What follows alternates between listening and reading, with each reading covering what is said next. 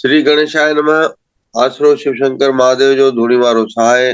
त्रिवेणी संगम प्रयागराज के तीर्थन जो राजा चयो वियो आहे। हिते गंगा यमुना सरस्वती टिनिनि पवित्र श्रेष्ठ नदियुनि जो संगम आहे। दुनिया जा समस्त सनातनावलंबी यानी पूरा हिंदू समाज हिते ज़रूरु ईंदो आहे। काशी ज्ञान जी नगरी आहे। हरिद्वार मोक्ष जी नगरी आहे। हिते ज्ञान ऐं मोक्ष सां गॾु साधना ऐं भक्ति जो संगम आहे। विद्या जी न्याय सदाई हक़ ऐं सच जी नगरी ही पवित्र, जिथे अनेक अनेक संत महात्माउनि जा मठाधीशनि जा पीठाधीशनि जा आश्रम आहिनि ऐं उन सां गॾु ई नैना देवी जो शक्तिपीठ भी आहे, जेको 52 शक्तिपीठनि मां हिकु आहे। पंडित जवाहरलाल नेहरू जो हिते पैतृक घर आहे। हिंदुस्तान जी वॾे मां वॾी लाइब्रेरी आहे। हिंदी भाषा जो गढ़ आहे ऐं उन सां गॾु लोकप्रिय कलाकार सदाबहार अभिनेता श्री अमिताभ बच्चन जो कंहिं समय में निर्वाचन क्षेत्र यानी MNA सांसद भी हितों थिया उहे ॿ दफ़ा। त ऐतिहासिक शहर आहे। उन संगम किनारे त्रिवेणी संगम प्रयागराज में अॼु संत आसूदाराम आश्रम में वही करे गीता साहिब जो पाठ, जेको पंहिंजो रोजाना जो प्रातः काल जो गीता ज्ञान जो सत्संग आहे, उनमें 18 अध्याय जा 5 श्लोक पढ़ी करे पाण सभु भगवान जे मुखवाणी में शामिल थियूं था पिया।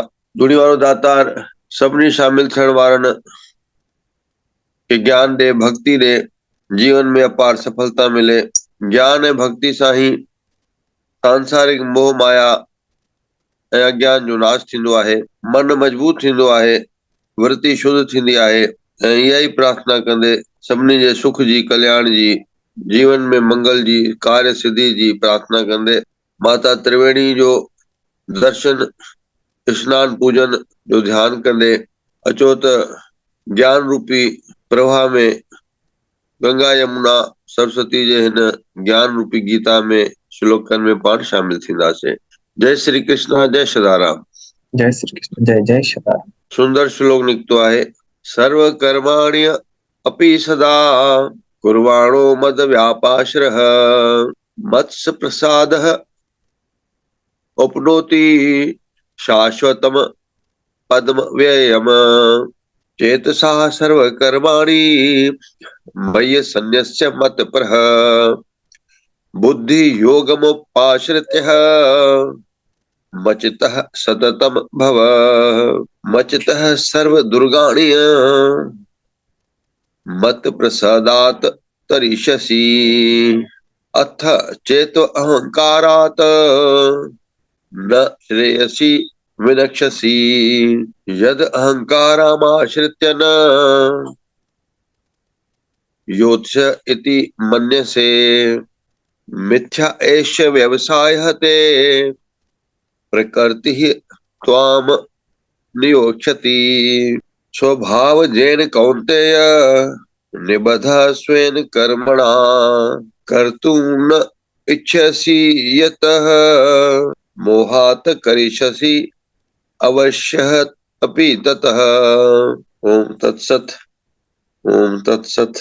तो यहाँ पे बड़ा ही सुंदर भाव भगवान अर्जुन को जो बता रहे हैं कि मेरे परायण होकर कर्म योगी तो संपूर्ण कर्मों को सदा करता हुआ भी मेरी कृपा से सनातन अविनाशी परम पद को प्राप्त हो जाता है। यानी भगवान हमें कर्म का त्याग करने के लिए नहीं कह रहे हैं।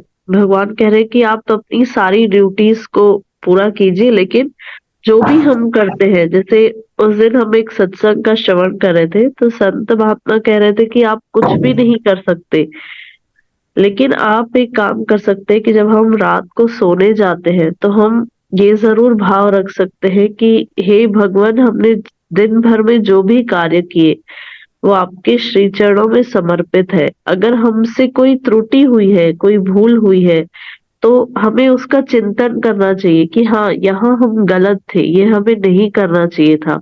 तो उससे हम क्या होगा, हम गलत कर्मों से बचेंगे। किसी का मन का वचन वाणी जिससे भी अगर हमारा कर्म से कोई ऐसा हुआ है कि हमने किसी का दिल दुखाया है तो हम उससे बचेंगे। लेकिन जब हम भगवान को समर्पित करते हैं तो हम हमेशा श्रेष्ठ कार्य ही करेंगे, क्योंकि समर्पण भगवान को कुछ भी हम ऐसा नहीं देंगे जो गलत हो। इसीलिए भाव यही होना चाहिए कि हम जो भी कर रहे हैं हम अपने प्रभु के चरणों में समर्पित भाव से कर रहे हैं। आगे सब कर्मों को मन से मुझ में अर्पण करके तथा सम बुद्धि रूप योग को अवलंबन करके मेरे परायण और निरंतर मुझ में चित्त वाला हो। तो भगवान ने जैसे 12वें अध्याय में कहा था, नित्य युक्ता उपासते।